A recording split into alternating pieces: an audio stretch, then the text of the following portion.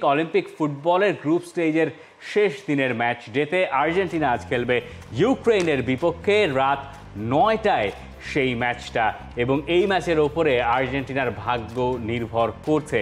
যদি আর্জেন্টিনা আজ ইউক্রেনকে হারাতে না পারে তাহলে হয়তো তাদের নকআউট পর্বে যাওয়া হবে না। গ্রুপের স্ট্যান্ডিং দেখলে আপনি জানেন যে আর্জেন্টিনা জিতলেই থ্রু, তাই তো? জিতলেই থ্রু, কিন্তু মুশকিলটা হচ্ছে আপনার যদি মনে থাকে ইউরোতে গ্রুপ ইতে ঠিক সিমিলার, গ্রুপ ই নয় গ্রুপ ইতেই সিমিলার একটা সিচুয়েশন ছিল, সেখান থেকে অনেক কিছু হয়েছে। যাই হোক, আর্জেন্টিনা এখন পর্যন্ত টপে আছে বিকজ তারা 4টা গোল করেছে, একটা স্পেসিফিকলি বেশি গোল করেছে দেখি তারা এখন পর্যন্ত টপে আছে।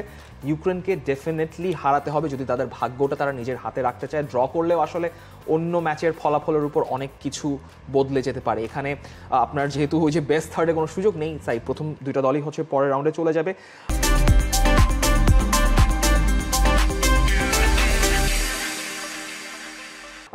আর্জেন্টিনা ইউক্রেনের সঙ্গে আসলে আপনার কি মনে হয়? ইউক্রেনের কাছে তো অত চ্যালেঞ্জ ফেস করার কথা না, কিন্তু আর্জেন্টিনার যে এত ঝামেলা হবে কোয়ার্টার ফাইনালে ওঠার রাস্তায়, সেটাও তো আসলে অনেকে এক্সপেক্ট করেন নাই। কারণ আর্জেন্টিনা প্রথম ম্যাচে মরক্কোর সঙ্গে হেরে বসলো অনেক নাটকের পর। এরপর সেকেন্ড ম্যাচে ইরাকের সঙ্গে তারা এগিয়ে গিয়েছিল, এরপর সমতায় ফিরতে হয়েছিল। তার মানে এই যে আন্ডার 23 যে অলিম্পিক টিম যেটাকে বলা হয়, যেখানে 3জন সিনিয়র ফুটবলার খেলেন, যেখানে ওয়ার্ল্ড কাপ উইনারই আছেন আর্জেন্টিনার 4 জন, তাদের ক্ষেত্রে হয়তো একটা আত্মবিশ্বাস কাজ করার কথা, কিন্তু এত সহজে বলা যাবে না, কারণ এটা প্রেডিক্টই করা সম্ভব না। এটা অলিম্পিক ফুটবল এবং এইখানে দলটা আসলে আলাদা। মাস্টারানোর দল আপনি এক্সপেক্ট করবেন যে তারা থ্রু করে যাবে।